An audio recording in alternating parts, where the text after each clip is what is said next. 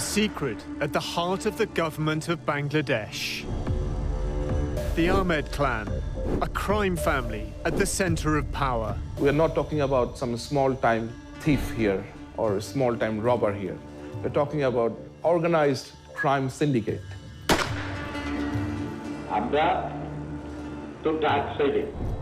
The clan includes 3 convicted killers, at least one who protected the Prime Minister, Sheikh Hasina.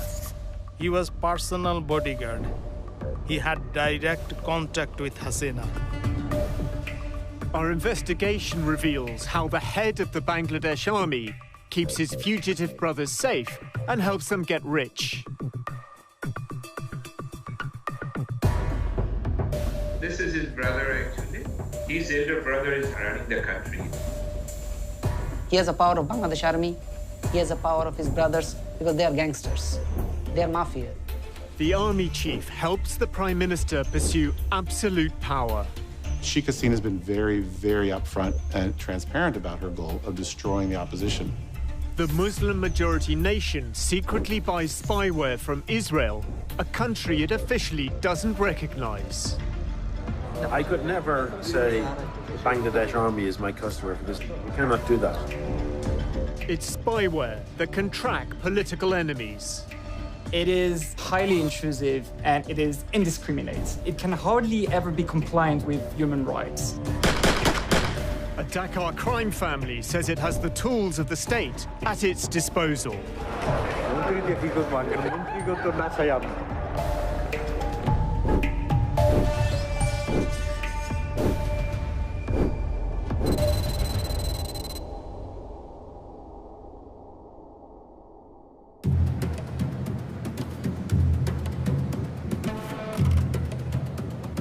An international conference on disaster management is taking place in Singapore. Among those attending, the head of the Bangladesh military. Aziz Ahmed is a 4-star general. His title, Chief of Army Staff.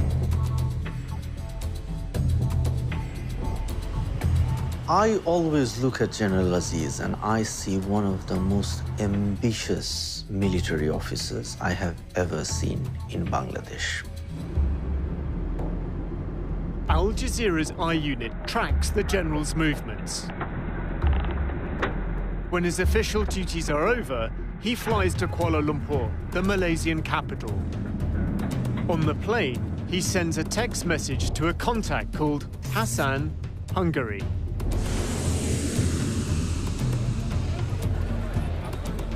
Waiting at the airport are 2 men, identified from police files. They are Aziz's brothers. One is the man Aziz referred to in his text, Hassan, Hungary. His real name, Haris Ahmed. He fled a murder conviction and now lives under a false identity. He calls himself Mohammed Hassan. Also waiting is the youngest of the Ahmed clan, Joseph. He served more than 20 years in jail for the same killing. There appears to be a last-minute change of plan. Instead of meeting his brothers in public, the general exits using a diplomatic channel.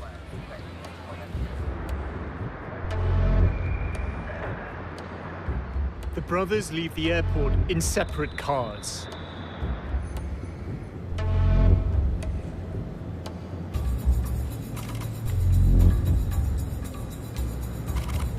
They regroup at a gated house in downtown Kuala Lumpur.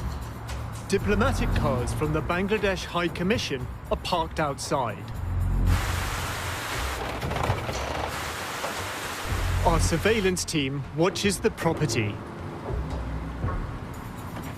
The following day, the general returns with his younger brother, Joseph. Then another man emerges from behind the gates. General Aziz has led us to the oldest of the Ahmed clan, Anis. Anis Ahmed has been on the run since his conviction for the same murder as his brothers. He's built a prosperous life in his new homeland. Property records identify two owners of the house where the clan is staying, Anis Ahmed and Mohammed Hassan. That's Haris, the brother of Aziz. And this man is Anis Ahmed, the other brother. He's also absconding. Interestingly, he hasn't changed his name. The Ahmed clan sets off escorted by diplomatic cars. They head to the Bangladesh High Commission for the evening. At one time, they were a backstreet gang. Now, they are expanding their power in Bangladesh and increasing their wealth abroad. Aziz, the general. Anis, the fugitive we found in Malaysia. Joseph, jailed for 2 decades. And Haris, a killer on the run. The investigation moves to Hungary.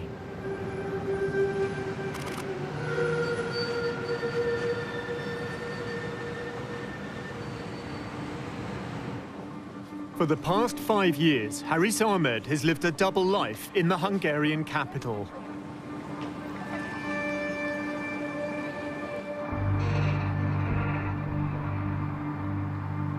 Haris is a very cold-blooded criminal. He is someone who would harm you if he doesn't like you. I got to understand that this person is not a very normal person. He is kind of a psychopath.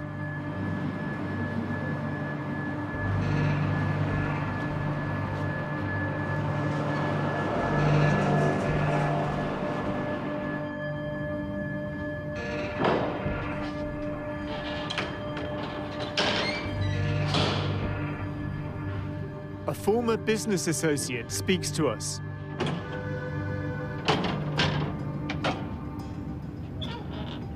So it all started back in 2014, December.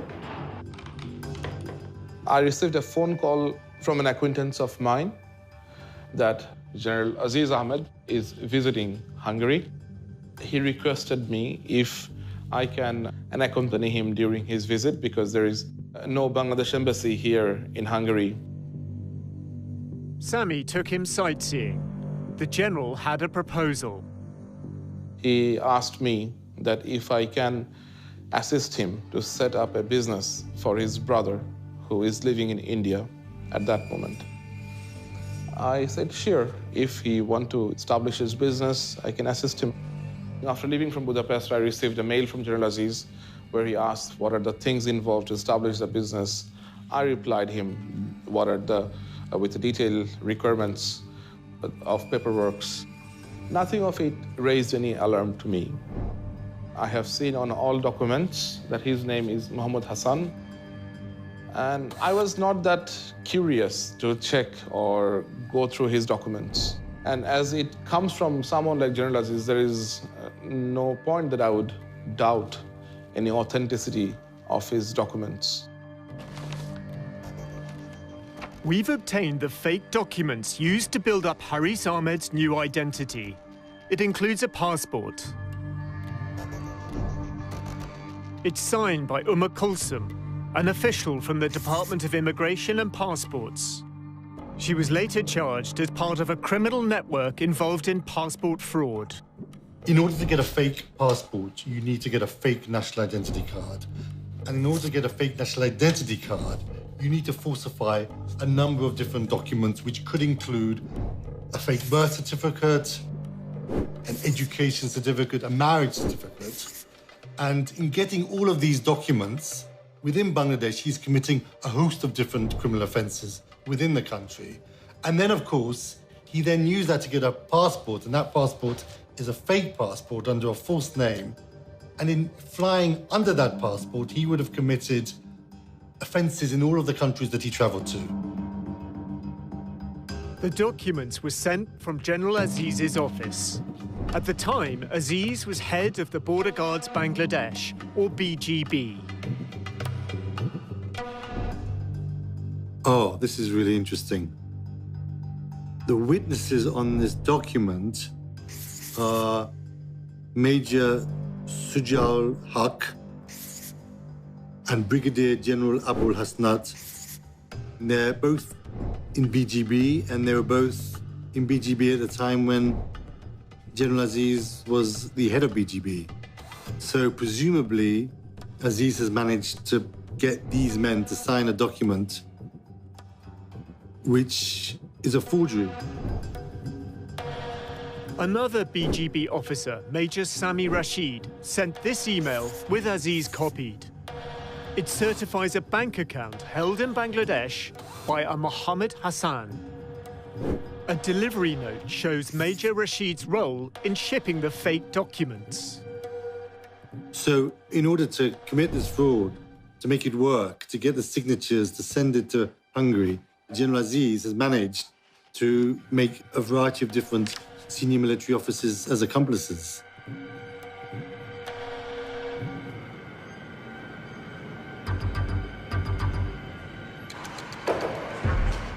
Haris Ahmed arrives in Budapest in early summer 2015. Documents obtained by the I-Unit chart his efforts to build a new life under the direction of his brother, General Aziz. He sets up the Bay of Bengal Company. His wife, daughter and son-in-law are co-owners. The Bay of Bengal is an umbrella company covering a number of businesses. There is a clothes shop called Niveau Fashion. General Aziz inspects the family investment. But the shop closes after 6 months. Bay of Bengal purchases another company, Taylorville. Next, it opens a restaurant in the heart of the city. It shuts down after 5 months. There is a hostel business providing cheap accommodation. It's called Bengal Hostel and closes within a year. Graham Barrow advises banks on how to prevent money laundering. This is highly indicative of structures put together for criminal intent. You're looking for any business that generates large amounts of cash. It's like restaurants, hotels still do a lot of cash businesses, or hostels. Technically, it's called commingling, which is like mingling dirty money with clean money, so that you can't tell which is which. Haris doesn't seem to care about his businesses. The Bay of Bengal reports a string of losses, losing thousands of dollars in various failed ventures. He would go out, drink at bars. If he would meet some woman, he would bring them to the hostel and they would party. He really doesn't match a businessman's profile to me.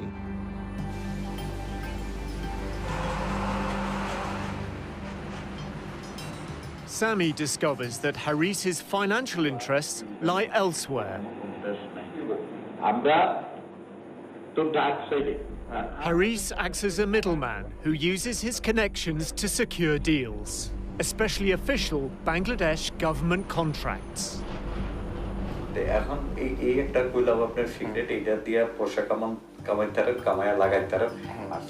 Haris wants Sami to help with a contract to supply Hungarian-made bullets to the Bangladesh army.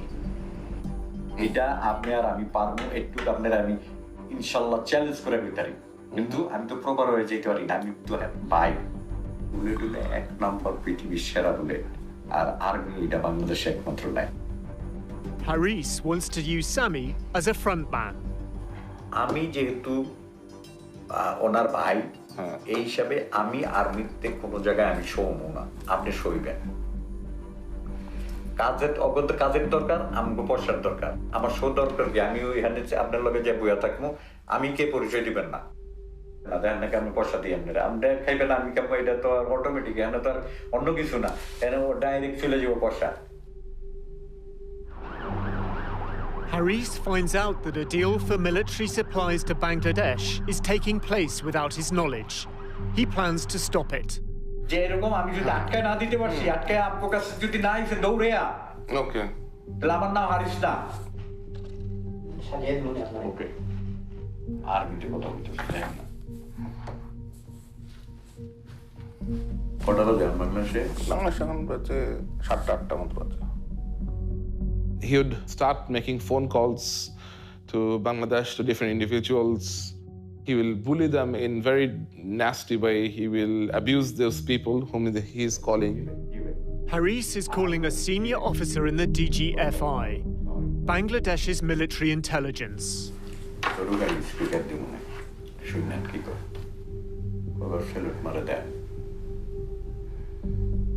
ভাই আসসালামু আলাইকুম ওই যে আপনারা বলছিলাম না যে ইউরোপের কিছু ইটে হইলে তারপরে হাঙ্গেরির আর একটু ভিড়ে দেন নাম দেখালি বাকিটা আমি দেখি একটু দেখেন ঠিক আছে ভাই আমি একটা রেফারেন্স পাঠাইতেছি আমি একটা কাগজ পাঠাইতেছি যেটা হাঙ্গেরির থেকে চেষ্টা করতেছে এটা একটু দেখেন ঠিক আছে ভাই ওকে ভাই Haris tells Sami more about his business operation.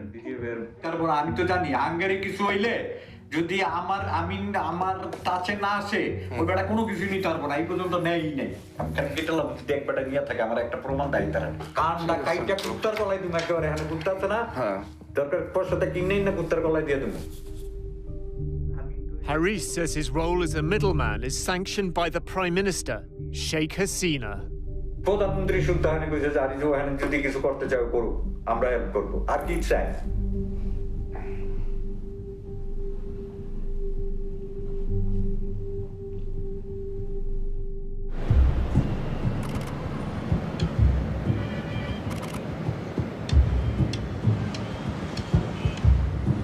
The destiny of the Ahmed clan has long been entwined with the story of Prime Minister Sheikh Hasina.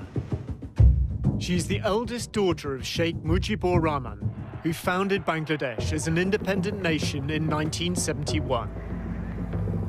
The country faces the aftermath of war. There is poverty and starvation. Law and order break down. As the crisis escalates, Sheikh Mujib abolishes opposition parties. The army stages a coup. Hasina and her sister are in Europe. The ambassador from Germany, he called. So he told me that there was a coup in Bangladesh. The moment I heard it, my feeling was that then nobody is there. Perhaps we lost everybody. But still, we didn't know what really happened.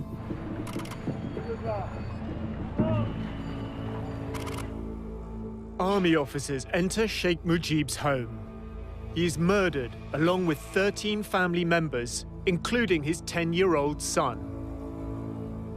The murder of Sheikh Mujib and his family was one of the most brutal episodes in the history of Bangladesh. The murderers even did not spare his little son. A large part of Sheikh Hasina's politics is shaped by her quest for justice, by her mission to avenge the killings. Less than 2 kilometers from where Sheikh Mujib is murdered, the Ahmed family lives in a sprawling district called Mohammadpur. Aziz is the second of 5 boys and a young teenager at the time. They would grown up in a very poor condition. Iqbal knew the family. He asked us to conceal his identity. His father had a low-level job, and whatever he earned, they couldn't run their family. Growing up amongst poverty and political strife, the 5 young Ahmed brothers form a close-knit bond. But Aziz stands out. In 1981, he joins the Bangladesh army. The other 4, Anis, Haris, Joseph, and another brother, Tipu, they turn to crime. They were extorting money. They were doing kidnapping. They became a gang. It started from very small. Then they started killing people.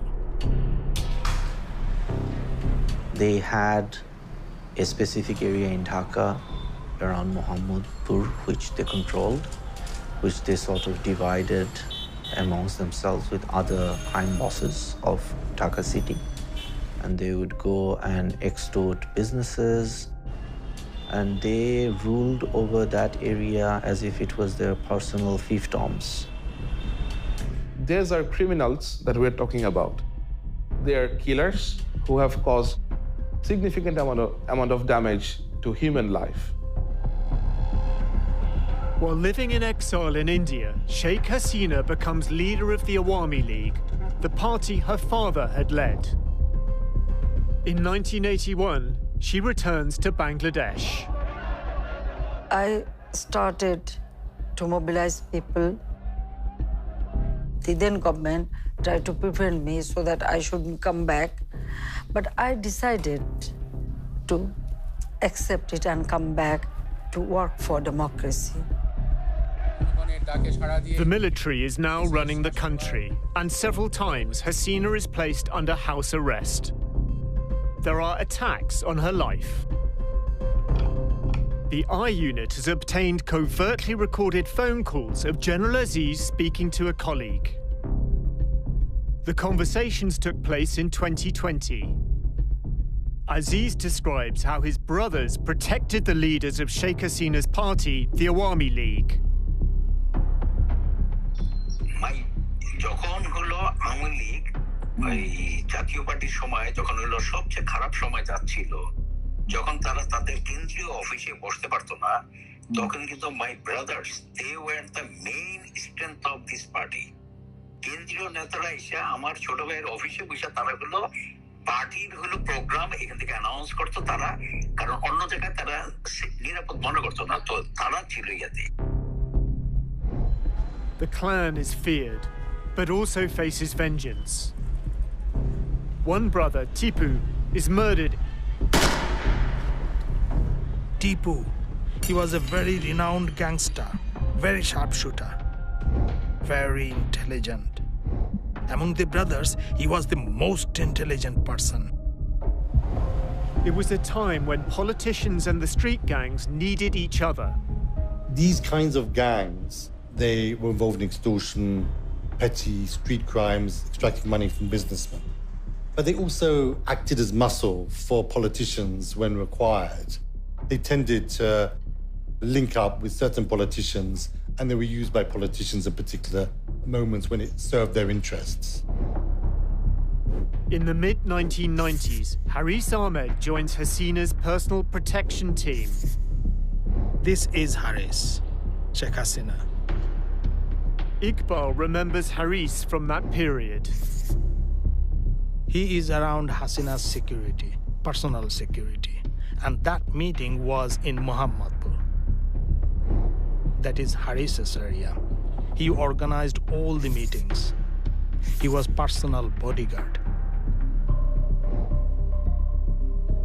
General Aziz recalls a recent statement by Sheikh Hasina to party leaders. Honorable said, যে দেখো ওর ভাইরা কে আমার থেকে বেশি তোমরা জানো না। The Prime Minister compares the loyalty of the Ahmed clan, who protected her when she was attacked, to the inaction of the senior politicians surrounding her now. কোথায় ছিল যখন হলো নাই যে যখন আমার বাড়িতে গ্রেনেড হামলা করে, আমার বাড়িতে এরকম করে, আমি কোন কোথায় ছিল তোমরা? এই চিফের ভাইরা আমার আশেপাশে ছিল, তারা ছিল তখন আমার মেইন চালিকা শক্তি। তোমরা কোথায় ছিল তখন?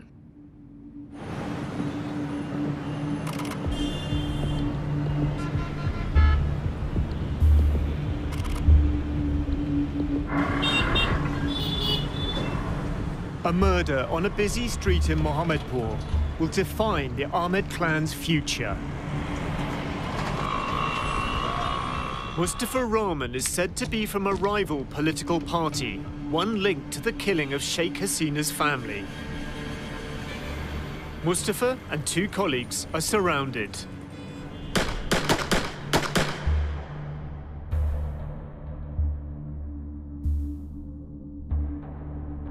Mustafa is rushed to hospital.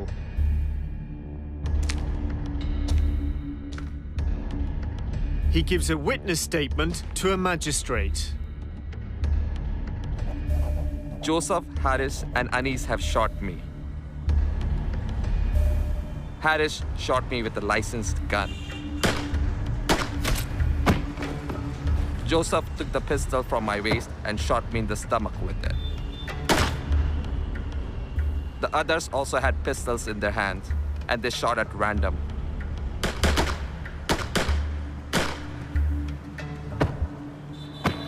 I was shot 9 times. 5 days later, he dies. With his testimony, he becomes the key witness at his own murder trial.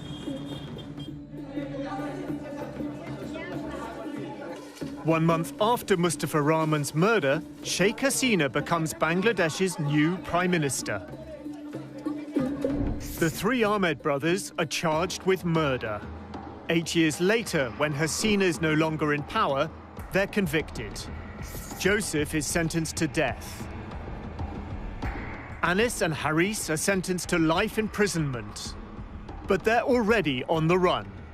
For 15 years, they're not found, until the I Unit tracks them down. Haris Ahmed was one of the top gangsters of the country who was being hunted by the police. Anis Ahmed, he was accused for a very brutal murder. I don't think that they could have fled the country without some sort of help from some powerful people. The sequence of events is quite interesting. Around 1994-95, Haris, he acted as her bodyguard. Then, a year later, 1996, a murder of somebody who is said to be a political rival to Sheikh Hasina took place, in which the 3 brothers, including Haris, were subsequently convicted. But maybe she feels the less she knows about all of that, the better.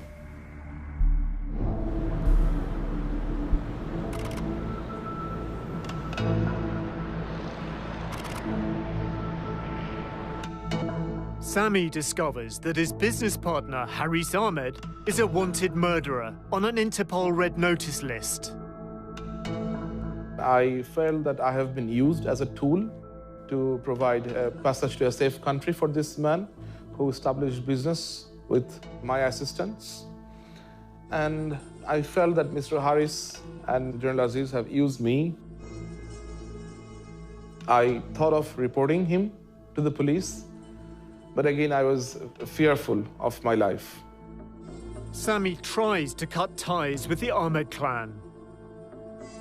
But when he does, the general sends him threatening emails.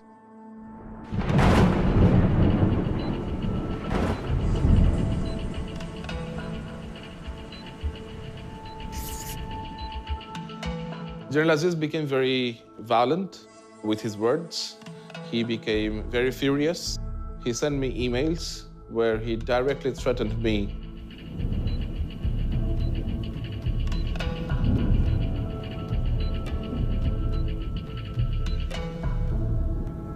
And he said that if his brother has to return to Bangladesh, then people responsible will regret their life. General Aziz keeps trying to draw Sami into his web. He's moving his money out of Bangladesh for life after the military. He wants to find businesses to invest his money in.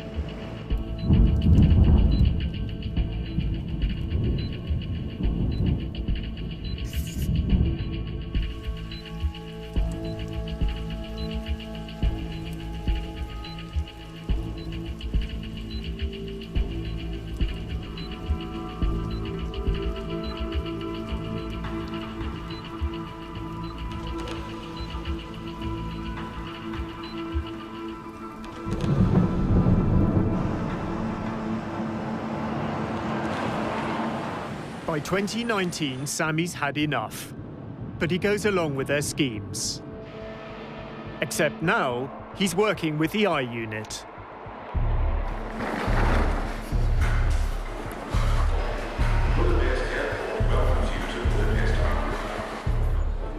Haris is flying in from a business trip.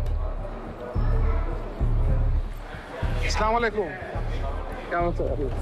হ্যাঁ ভালো আছেন এই যে mister Rahman আমি Canada Rahman from Canada. Haris arrives with Mohammed Rahman, a financial advisor from Canada. Rahman runs an immigration service that helps wealthy Bangladeshis acquire residency abroad. Haris's assistant is with the team.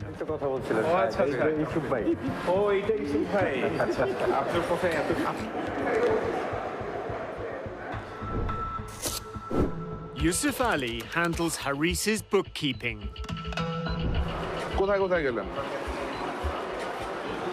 France থেকে গেলাম Morocco থেকে turkey থেকে নাইলাম ঘুরতে গেছেন আচ্ছা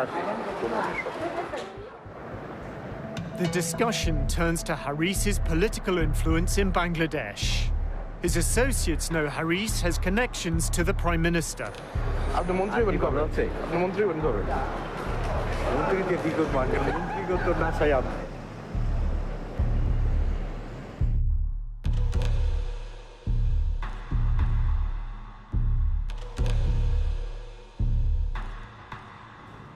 Despite his apparent lack of business success, Haris has significant sums of money to invest.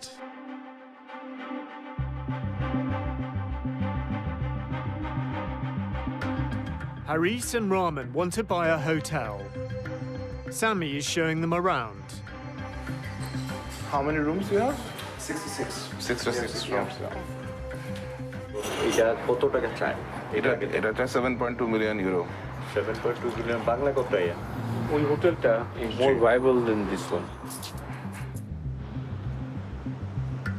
The Bay of Bengal, the umbrella company for Haris's investments, has an office in this building. It's above a goulash restaurant, owned by Haris. Next door is an unlicensed foreign exchange bureau. That too belongs to Haris. It's manned by his assistant, Yusuf Ali. Yusuf confirms to Sami that Haris's main source of funds is government contracts from Bangladesh. কোন ধরনের ব্যবসা উনি involve কোন ধরনের কাজ উনি আসলে ওই যে মিনিস্ট্রি বা এই সমস্ত বা আরো সরকারি লেভেলের কোন দান্দা করছে এগুলো আমার ধারণা আচ্ছা আচ্ছা হয়তো মামু লাগবে না হয় মামুর জোর লাগবে A letter from the Bay of Bengal company contains a proposal for a consignment of military bunk beds. It's addressed to the Director General of Border Guards Bangladesh, the BGB. It's dated November 2015. The Director General of the BGB is Haris's brother, Aziz. Patronage appears to provide Haris with ample earning opportunities.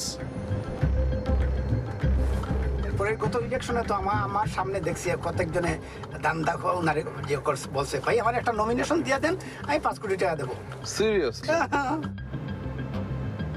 Yusuf says that Haris acts as a middleman and fixes army contracts for the right price. তো হাসান মিয়া এগুলো ইচ্ছা করলে মানে ব্যক্তিগতভাবে কিছুটা আমি clearly বলতে পারবো না কি 2-4 কোটি টাকা এই 2-4 কোটি না 30-40 কোটি টাকা মিনিমাম কামাই নিছে কত কিছু কয়েকদিনে 30-40 কোটি টাকা ও The I Unit obtains evidence that Haris Ahmed is establishing an investment portfolio outside of Hungary.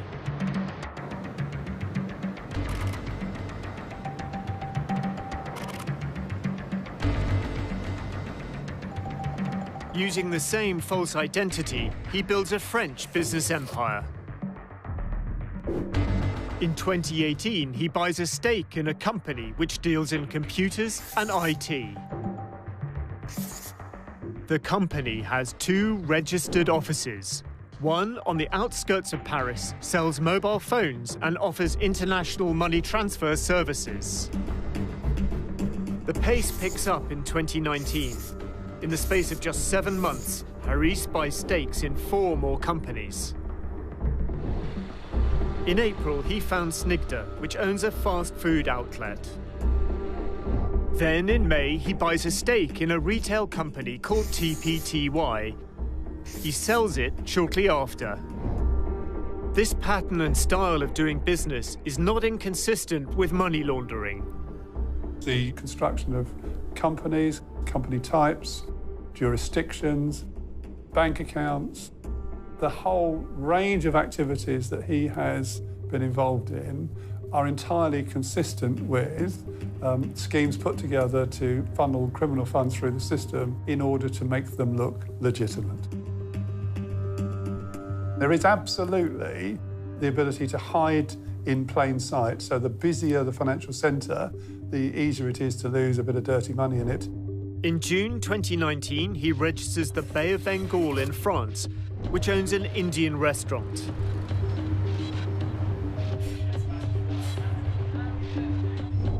And in November, another new company called Info Bay of Bengal. This store is at the company's registered address. He's connected to 3 properties in the Paris suburbs, including one with an estimated value of nearly $500,000. Corporate filings reveal a buying spree by Haris, who's moving money into France under his fake European Union residency. It's introducing the money into the system, layering, moving that money between lots of different companies and countries, and then integration, putting it back into the real economy. Well, what better place to put it back into than property? It is the traditional home of dirty money.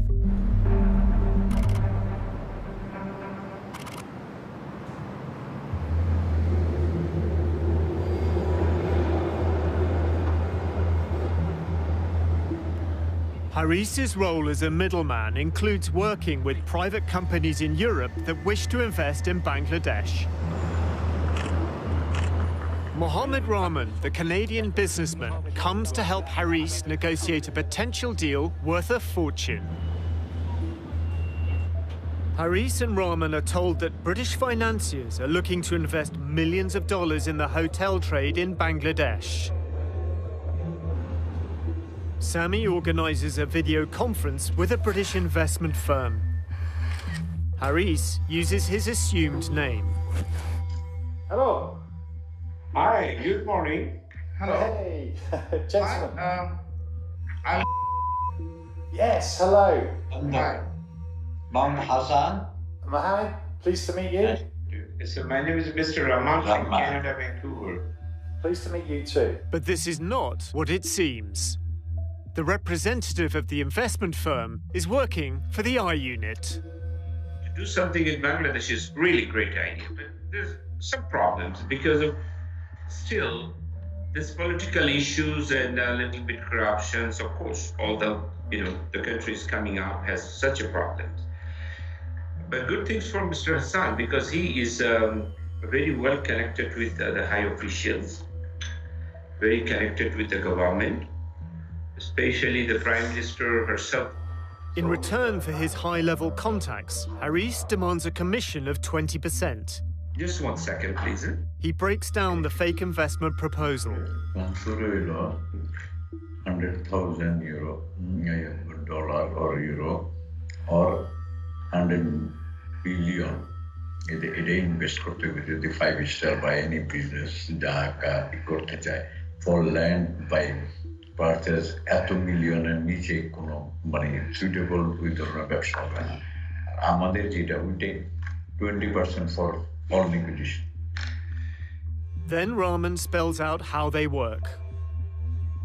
Then he will send this letter to his elder brother and will officially visit your place to talk a little bit more. If needed, we'll call our High Commission in London. So High Commission people also will be in the meeting to make it real official something. Then he can take this proposal to our Prime Minister and the army chiefs, which looks better and solid and concrete. So his company will be your consultant for Bangladesh. Basically, at this moment, his elder brother is running the country, in fact, because our Prime Minister leave everything to army chief to run the country for the big developments. This is his brother, actually.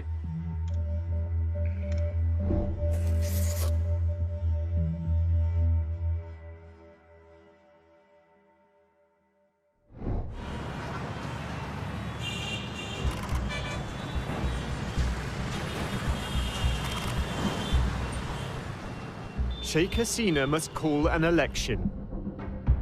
A year earlier, she'd appointed Aziz head of Border Guards Bangladesh. As her Awami League government faces election defeat, the BGB becomes involved in overseeing the vote. Aziz was head of the BGB. His role was to quieten the opposition, prevent them taking control of the streets, preventing them being a political force which the government couldn't deal with. He was very proud of that, and he said that he was the one who handed those elections to Sheikh Hasina.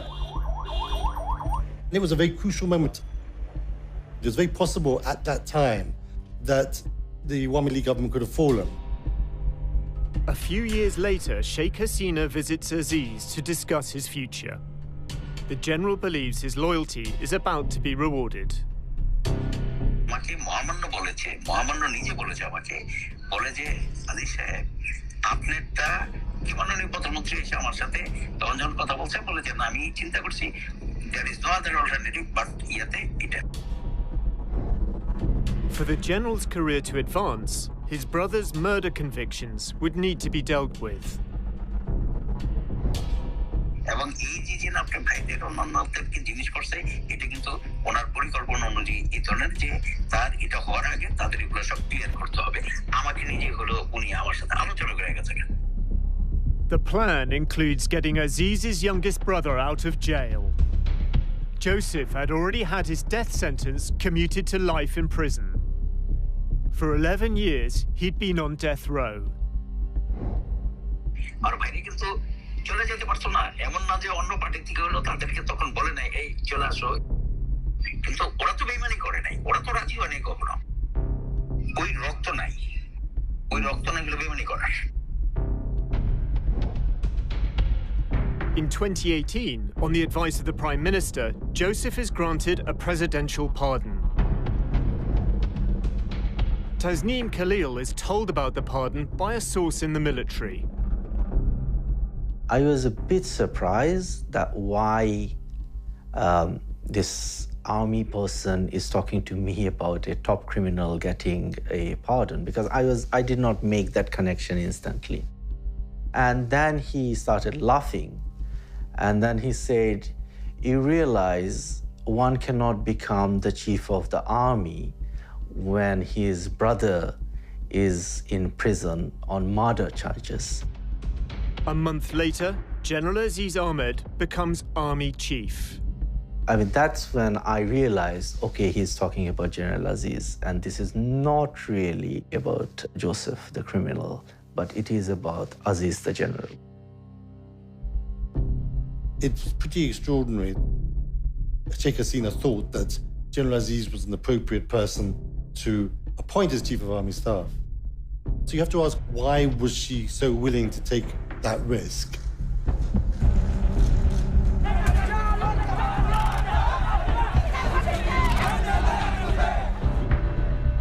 In December, Sheikh Hasina holds another election.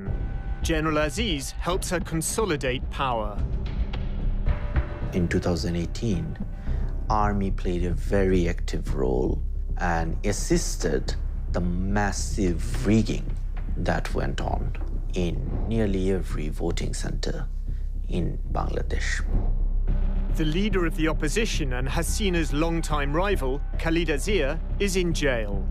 Others detained and never seen again. Sheikh Hasina has been very, very upfront and transparent about her goal of destroying the opposition. She's basically trying to brand herself and her family as being synonymous with the state. The opposition has been significantly repressed. They can barely function as an opposition. The law enforcement authorities have been able to act with tremendous impunity in relationship to extrajudicial killings and enforced disappearances, which have to some extent become systemic now within the whole way in which the country operates.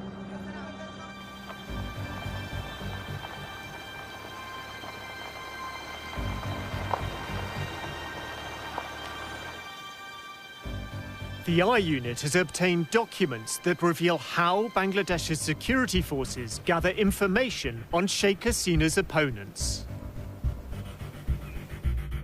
The files include a contract to purchase spyware dated June the 26th, 2018, the day after General Aziz took control of the army. It is stamped and signed by the Directorate General Defence Purchase, the body charged with buying Bangladesh's military supplies.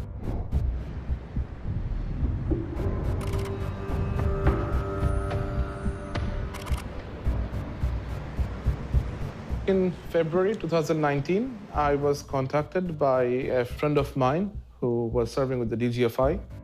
A group of 4 Bangladeshi officers are visiting Budapest for some official reason. The officers are from Bangladesh's military intelligence service. I invited them for dinner. They said they will have 3 more guests with them. The 3 additional guests include 2 Israelis and an Irish national. But the 2 Israelis, who are intelligence experts, decide not to attend dinner. Only the Irishman gets out. The Bangladeshi officers introduced me to the guy, and he introduced himself as a contractor for some surveillance equipment company. I heard them discussing about purchasing this spyware, this device that they can basically conduct surveillance on general people's mobile phone.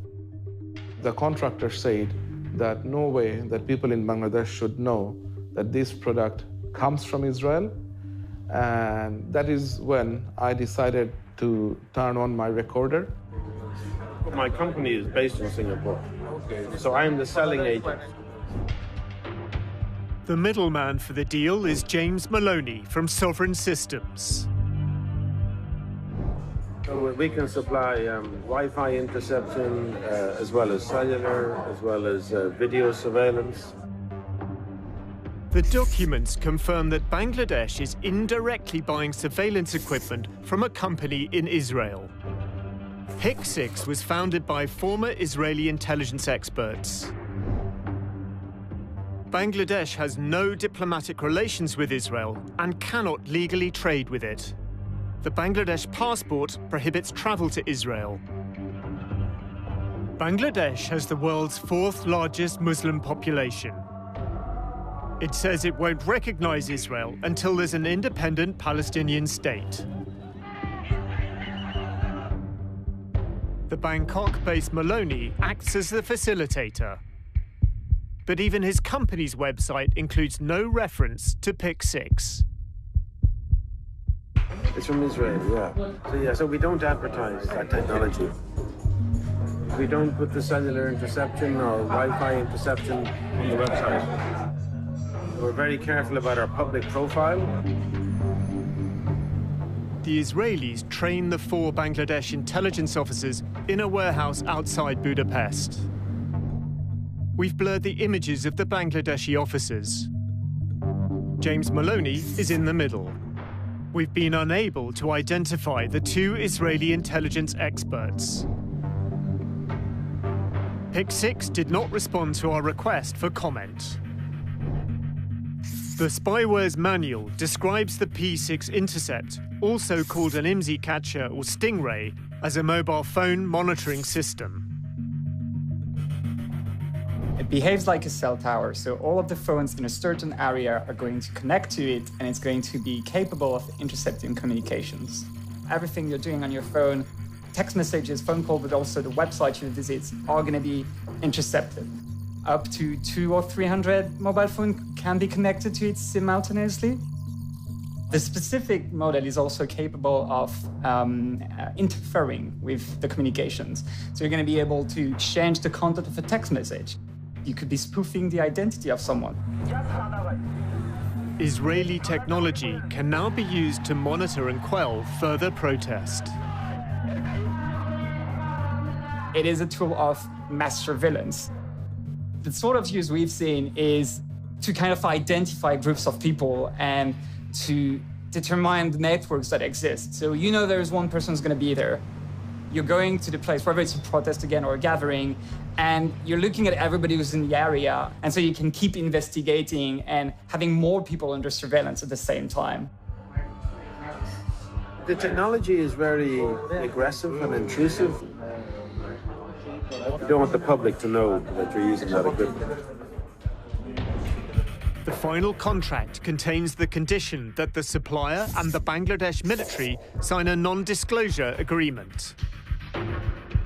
It also hides its origin.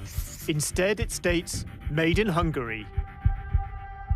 Knowledge is power. So if you know what people are saying, where they're going to meet up, what they're planning to do, you can know a lot of things. And then you have the power to act. Haris claims he can use Bangladesh's security services to monitor the phones of rivals. He says a paramilitary unit called the Rapid Action Battalion tracked a phone for him. The head of RAB at the time is Benazir Ahmed, here with Haris's brother Joseph after his release from prison.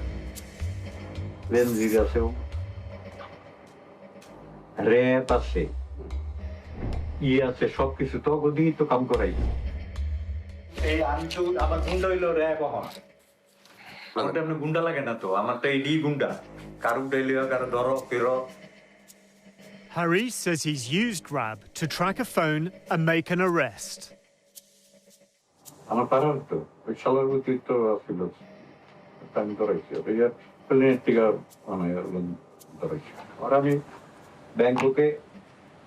Phone করছি আমি ওর number পাই আমি তোরা ভাই মাইরা লামু হ্যাঁ কিন্তু তোরা মারবো না কি লিয়া জানো মাইরা লাইলে তো তুই বুঝবি না কষ্টটা Salim Pradhan was convicted of gambling offences and jailed for 6 months. ওর একটা গার্লফ্রেন্ড আছে গার্লফ্রেন্ডে ফিট করছি গার্লফ্রেন্ডে ইনফরমেশন দিছে মোবাইল ট্র্যাকিং করাইছি তোরা In April 2020, Benazir Ahmed moves from RAB to become the most powerful policeman in Bangladesh. ওরা কাজ করে আমরা গুন্ডা আছে পুলিশ আছে পুলিশই তো আমরা গুন্ডা গুন্ডার লাগে না তো গুন্ডা হন পুলিশ যার পুলিশ লাইন আছে যার প্রশাসন আছে হ্যাঁ হন গুন্ডা Haris prefers not to attract attention by directly involving his brother. আমি কি করতে আর খামাচ্ছা খাকি পোশাকের মধ্যে ঢুকে বয়ে থাকবো হিসাবটা বুঝছে সে অমুক আছে তমুক আছে আইজি আছে এবং আমাকে তো দরকার হয় না ওরাও খায় আমিও খাই ডাইরেক্ট কথা আমরা He says he's involved in a network of corruption, placing policemen in jobs that earn bribes and paying a cut to their superiors. Police আঙ্গুল এখানে যে এই ওসিমোসিগুলোর পোস্ট করতে কিরকম টাকা করতে তো আমি আপনার এয়ারপোর্ট থানার ওসি মিনিমাম 10 কোটি টাকা 5 কোটি টাকা অ্যাকচুয়ালি ট্রান্সফারের টাকাটা খায় home minister IG police commissioner তিনজন মনে করেন 5 কোটি টাকা কন্ট্রাক্ট করলে হয়তো 3 কোটি টাকা দিয়ে 2 কোটি টাকা আমরা এটি কখন যায় বুঝছেন এই হলো কাহিনী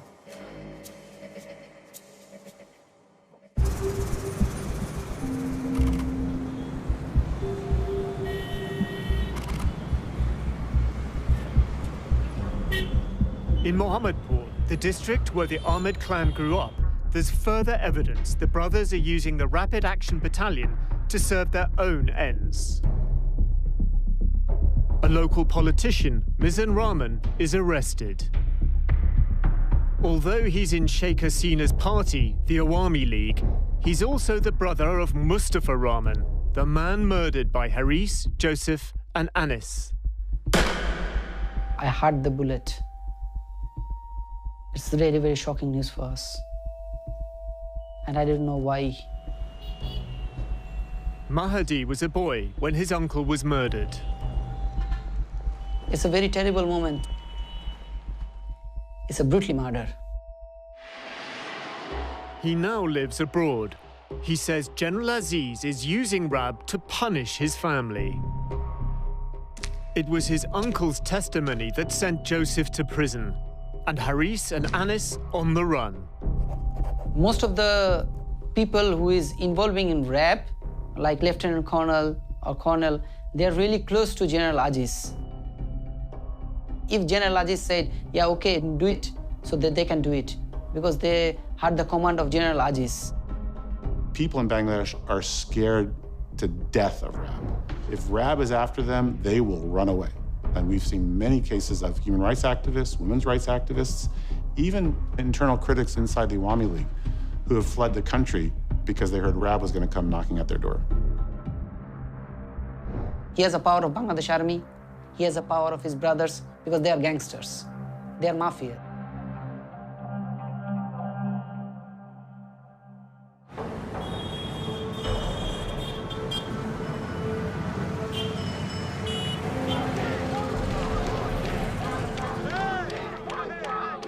In a nearby ward in Mohammadpur, a young member of the Ahmed clan is running for election.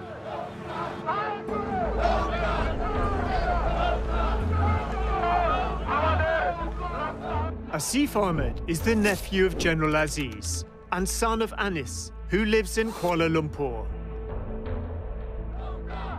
In January 2020, Asif launches his political career. He wins on an anti-corruption platform. এবং দুর্নীতিটা আশা করি অনেক কমে আসবে। আমাদের মাননীয় প্রধানমন্ত্রী দুর্নীতির বিরুদ্ধে যেভাবে অভিযান চালাচ্ছে সেটার ভয়ে অনেকে হয়তো ইনশাআল্লাহ সামনে দুর্নীতি করার সাহস রাখবেন না। আমি তাকে অনেক ধন্যবাদ জানাই এরকম শক্ত একটা পদক্ষেপ করার জন্য। নিজের দলের লোকজনকে সে ছাড় দেয়নি এই দুর্নীতির বিরুদ্ধে অভিযান করার জন্য। ধন্যবাদ।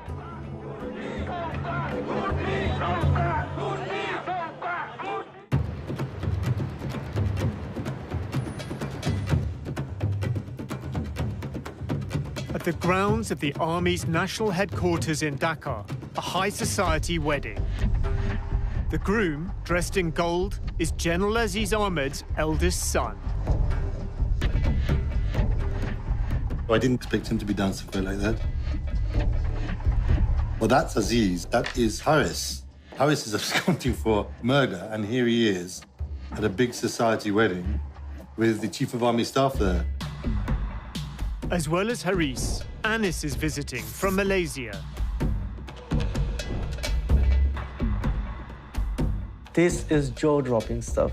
Like, these are gangsters wanted by Bangladesh police officially, and they're attending a wedding, and the army chief is right there. They're partying, really. The country's senior military officers, political elite, and foreign dignitaries are in attendance. And the youngest of the brothers, Joseph, convicted of murder but pardoned, is also here. Oh, wow, that's Bangladesh's president. The pardon came from the president, Mohammed Abdul Hamid. The president of Bangladesh is at a wedding with these two absconding criminals and who should be arrested. Anis's son is also celebrating. He's the emerging politician campaigning on an anti-corruption ticket.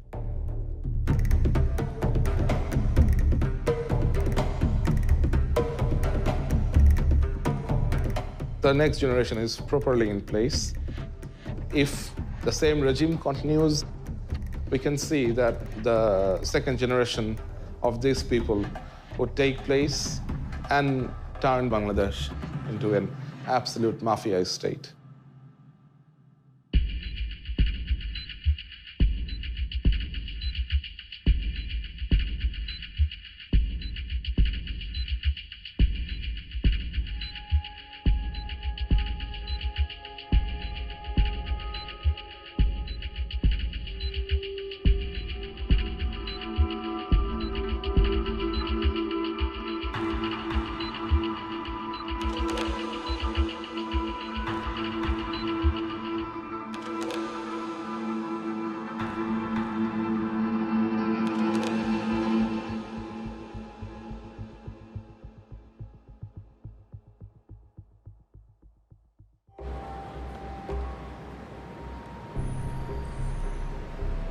I feel that I have been relieved of a great responsibility that I had to share the truth, to expose these culprits to the world. And of course, I am fearful. I feel afraid I am feeling scared that they will come after me.